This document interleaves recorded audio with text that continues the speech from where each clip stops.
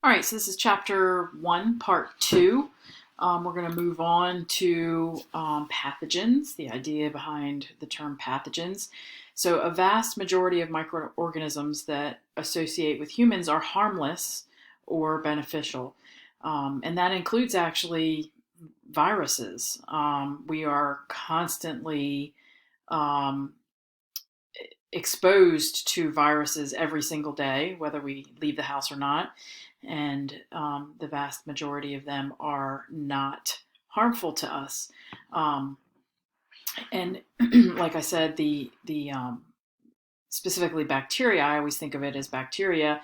We have, normal flora or normal bacteria found in our gut, on our skin, in our mucous membranes. So, those are going to be beneficial to basically keep the bad guys at bay. So we want to keep the bad guys, the bad bacteria that might be there, but maybe in just small numbers. We want to keep them under control, and our good bacteria does that. It helps to keep the bad guys under control, which is kind of what I mean when I say, you go on an antibiotic, it wipes out the good guys, and then it lets the bad guys get out of control. So, pathogens are microbes that cause disease. So there's over 2,000 different microbes that can cause disease. 10 billion infections occur across the world every year, and infectious diseases are important common causes of death worldwide. So this is just a little chart here. It's in the book. You can take a look at that. I'm not going to kind of go in deep with that, but you can read and see that in I'm not sure what year this is because it's very small on my screen.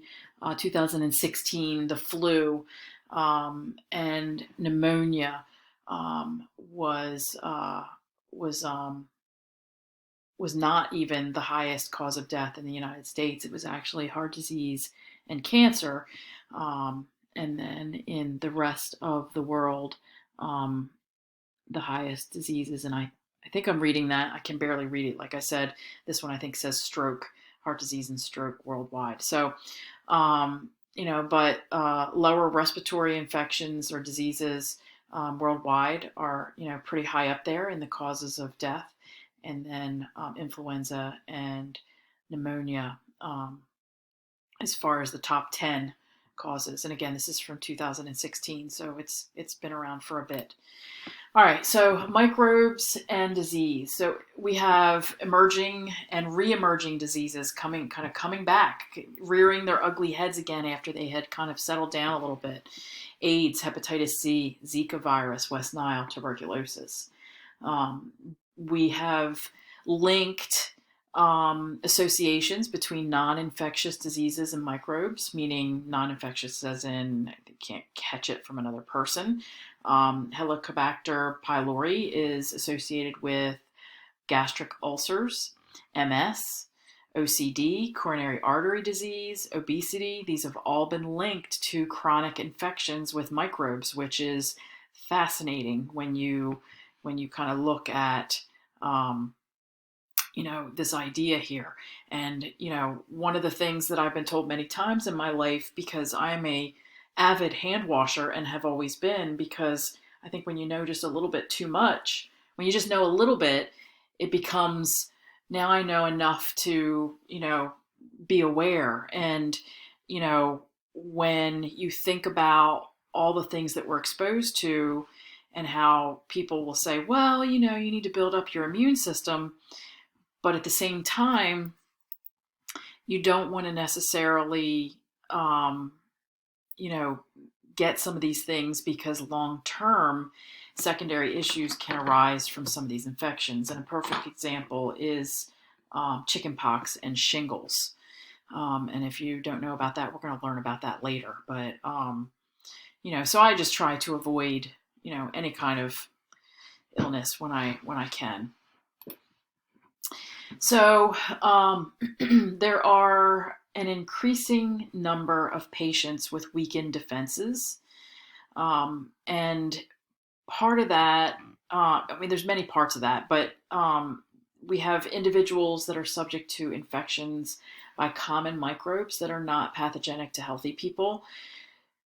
And part of that is because people are living longer because of advances in medicine, but in turn, maybe they're a little weaker, not quite as immune to certain things as they would have been.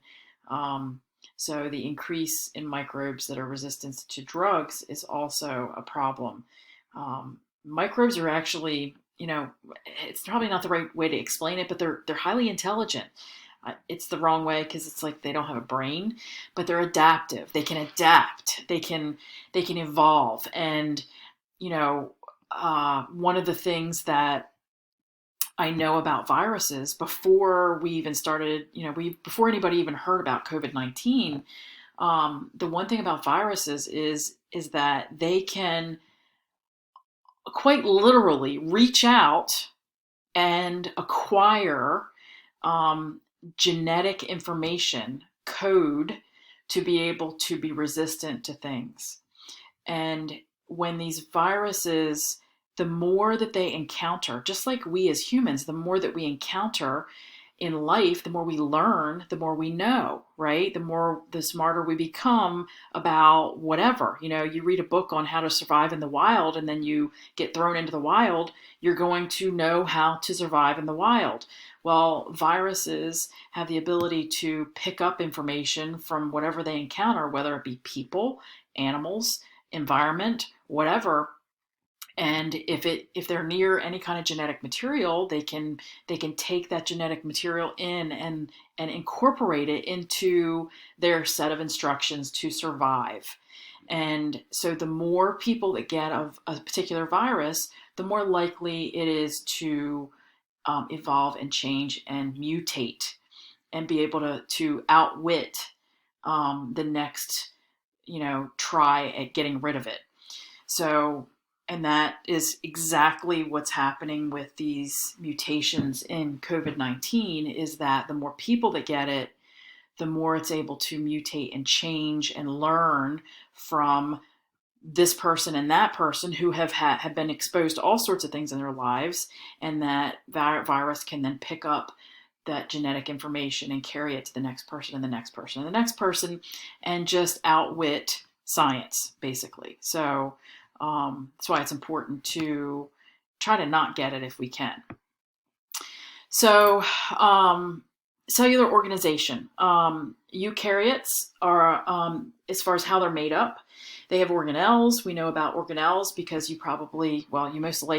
most definitely, I find my words here, you most definitely know that about the parts of the cell if you're coming to my class, because you've already had anatomy. And you know that eukaryotic cells, the typical cell that you learn in biology or anatomy, have different organelles. And they have all in these individual little functions. And, example would be the nucleus, the mitochondria, the chloroplast, depending on what type of cell we're talking about.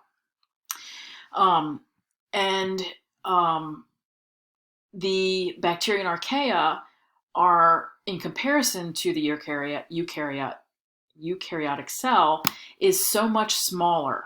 All right, the bacteria and archaea are incredibly small in comparison to the eukaryotic cells.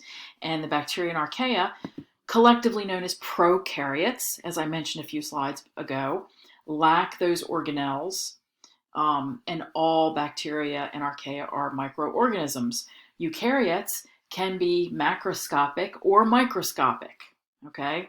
And bacteria and archaea are all microscopic. So that's just kind of comparing eukaryotes to prokaryotes. And remember, these two are bundled together under that prokaryotic umbrella that I mentioned earlier. Viruses are not independently living cellular organisms. So if you say we killed the virus, it is not a correct statement, and you may have me correct you if I hear you say that, in a very pleasant and nice way, of course. Viruses are either inactive or active, and we'll delve into that in Chapter 5. So viruses exist at a level of complexity somewhere between large molecules and cells. They are composed of a small amount of hereditary material, DNA or RNA, and they're surrounded by a protein coat and occasionally a membrane, depending on what type of virus it is. So, and again, we're going to learn a lot more about viruses in chapter 5, so we'll just leave it there. Prions are simpler than viruses. There's no nucleic acid, only a protein, and they act like infectious microorganisms. I don't know a lot about prions, and I think there might be one other mention of prions later on in the semester. So there's not a whole lot on that. Here's some pictures of some microorganisms. Some of them look very much like some of the 60s horror movies, like this guy right here coming after you. It's kind of funny looking. Looks like a big scary worm. But you're not going to have to ID these, but I left this in here because I wanted you to see them because it's kind of interesting to see the images. All right, so I am going to stop here and pick up on part 3.